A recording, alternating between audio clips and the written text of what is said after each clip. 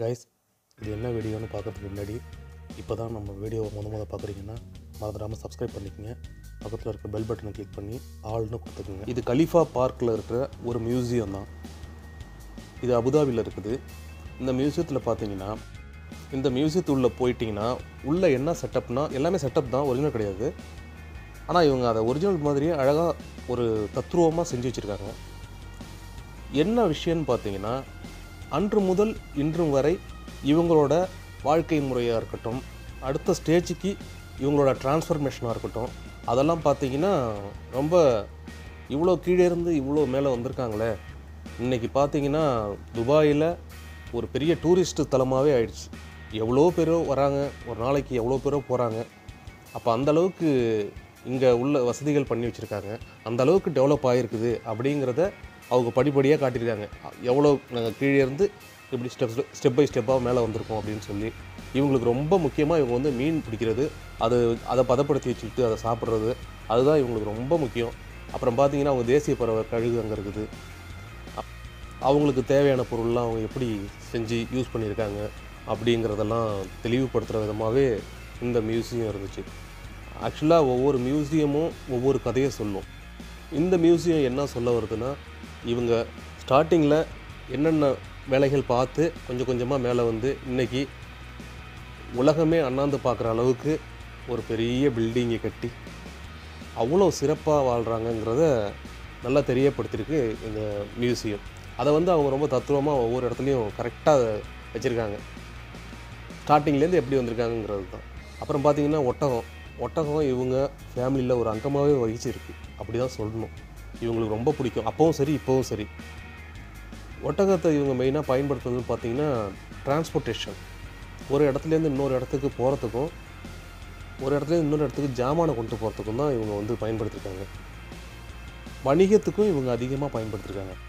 ஒட்டகத்தோட தோலை வந்து இவங்க நிறையா பயன்படுத்தியிருக்காங்க. அது பார்த்திங்கன்னா இவங்க பெல்ட்டு, காலணிகள், ஒரு சில உடைகளுக்கு எல்லாமே வந்து அட்டாச் பண்ணுற மாதிரி அந்த தோலை வந்து பயன்படுத்தியிருக்காங்க. அது நிறைய நம்ம பார்க்க முடியுது. இதுக்கு முன்னாடி மியூசியத்துலேயும் நம்ம அதை பார்த்துருக்கோம். அதாவது அந்த லெதர் பெல்ட்டுகள் அது மாதிரிலாம் பார்த்துருக்கோம். அந்த மியூசியத்தோட வீடியோ பார்க்காதவங்களுக்கு நான் மேலே லிங்க்கில் அந்த மியூசியத்தோட வீடியோவை தரேன், பாருங்கள். அந்த மியூசியத்துலேயும் பார்த்திங்கன்னா தோள்களை பயன்படுத்தி உருவாக்கப்பட்ட கொஞ்சம் அந்த வால் உரையாக இருக்கட்டும், பெல்ட்டாக இருக்கட்டும், அதெல்லாமே வச்சுருந்தாங்க.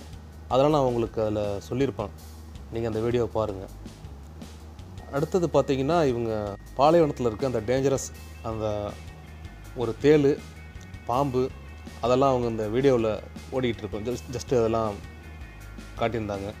அப்புறம் பார்த்திங்கன்னா அவங்களோட பாலைவனங்கள், அதாவது கடற்கரை ஓரமாக வாழ்ந்த மிருகங்களை அதெல்லாம் கொஞ்சம் காட்டியிருந்தாங்க. ஆடு மாதிரியே ஒன்று இருக்கும். அதே மாதிரி இந்த காடுகள்லாம் பார்த்திங்கன்னா இது செட்டப் தான், ஆனால் இது மாதிரி அவங்க இருந்திருக்குன்னு சொல்கிறாங்க. எப்படின்னா அவங்க அந்த கடற்கரை ஓரமாக தண்ணி ஓட்டம் இருக்கிற இடங்களில் மட்டும் பார்த்திங்கன்னா இது மாதிரி மிருகங்கள் எல்லாம் இருக்கும். அது கூடவே இதை அடித்து சாப்பிட்ற மிருகங்களும் இருக்கும், அதையும் காட்டியிருந்தாங்க. ஒரு நரி மாதிரி ஒன்று இருந்துச்சு. அது பார்த்திங்கன்னா பயங்கர டேஞ்சர் தான். அது வந்து இந்த ஆடுகளை, மான்களை அதெல்லாம் வந்து முறையடித்து சாப்பிட்றோம்.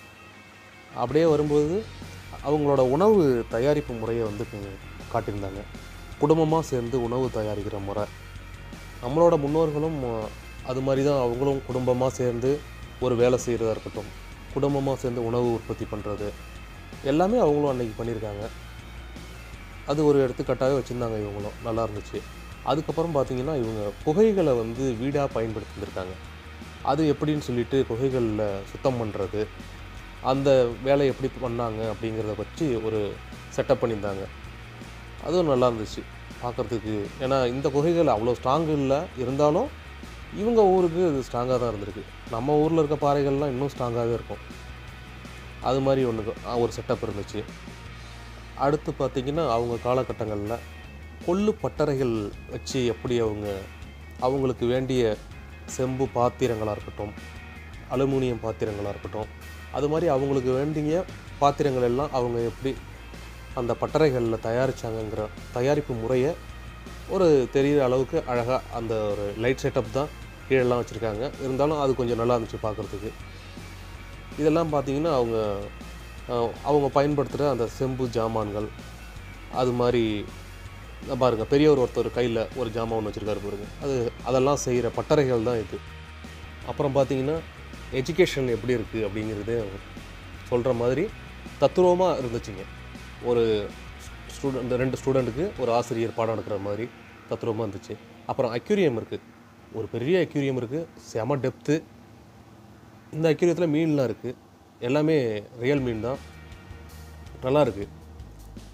அப்புறம் பார்த்தீங்கன்னா அங்கே பைப் லைன்லாம் ரிப்பேர் ஆகிடுச்சுன்னா எப்படி அவங்க போயிட்டு கீழே டீப் வாட்டரில் போய் அதை சரி பண்ணுறாங்கங்கிற மாதிரி ஒரு செட்டப் பண்ணியிருந்தாங்க. இதுக்குள்ளே எல்லாமே மீன் இருக்குது. அந்த ஒரு பொந்துலாம் இருக்குது பாருங்க, உங்களுக்கு தெரியுதுன்னு நினைக்கிறேன் வீடியோவில். அது சின்ன சின்ன மீன்லாம் போய் பார்த்தீங்கன்னா அதுக்குள்ளே பொந்துக்குது. அப்புறம் பார்த்தீங்கன்னா மெயின் இதுதான், இவங்களோட கட்டிட வளர்ச்சி இன்றைக்கி எவ்வளோ பெருசாக டெவலப் ஆகிருக்குன்னு எல்லாருக்கும் தெரியும். அதனால் எவ்வளோ டூரிஸ்டம் இன்றைக்கி வளர்ந்துருக்குங்கிறத அதை ஒரு தத்துரமாக செஞ்சு வச்சுருந்தாங்க. அது சூப்பராக இருந்துச்சு. லைட் செட்டப்பு இதெல்லாம் பண்ணி செம்மையாக இருந்துச்சு.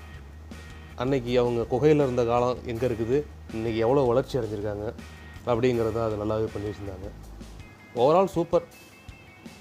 இதுக்கு பார்த்திங்கன்னா என்ட்ரன்ஸ் ஃபீஸு 7 திராம்ஸு, டோட்டலாக 7 திராம்ஸ் தான். இதெல்லாம் பார்த்திங்கன்னா அந்த அக்யூரியம் தான், ஒரே அக்யூரியம் தான். ஆனால் இதுக்கு மேலேயும் போய் பார்க்கலாம், கீழேயும் பார்க்கலாம். இதில் பார்த்திங்கன்னா மீன்லாம் நிறையா வருது பாருங்கள். இந்த மீன்லாம் வந்து ரியலாக அதுக்குள்ளே இருக்குது. இந்த ஃபிஷ்லாம் பார்த்திங்கன்னா அப்படியே அங்கே உள்ள ஹோல்ஸ்லாம் இருக்குல்ல, அதுக்குள்ளெல்லாம் போயிட்டு பூந்து அதுக்கிட்டே விளையாண்டுட்டு இருக்கோம். அது பார்க்குறதுக்கு நல்லா இருந்துச்சு. நல்ல ஒரு செட்டப்பு அழகாக பண்ணி வச்சுருந்தாங்க. கொடுக்குற காசுக்கு ஒர்த்தானு கேட்டிங்கன்னா பயங்கரமான ஒர்த். 7 திராம்ஸுக்கு வந்து இவ்வளோ பெரிய விஷயம் பார்க்குறோம், தெரிஞ்சுக்கிட்டோங்கிறது கண்டிப்பாக ரொம்ப சாட்டிஸ்ஃபேக்ஷனாக இருக்கும். டைம் இருந்துச்சுன்னா போய் பாருங்கள் கண்டிப்பாக. இந்த மியூசியத்தோட டைமிங் பார்த்திங்கன்னா 3 PM - 11 PM வரைக்கும். அந்த டைமில் போயிட்டு பாருங்கள். ஓகே கைஸ், இந்த வீடியோ உங்களுக்கு பிடிச்சிருக்குன்னு நினைக்கிறேன். இதே மாதிரி இன்னொரு நல்ல வீடியோவில் உங்களை சந்திக்கிறேன். பாய்.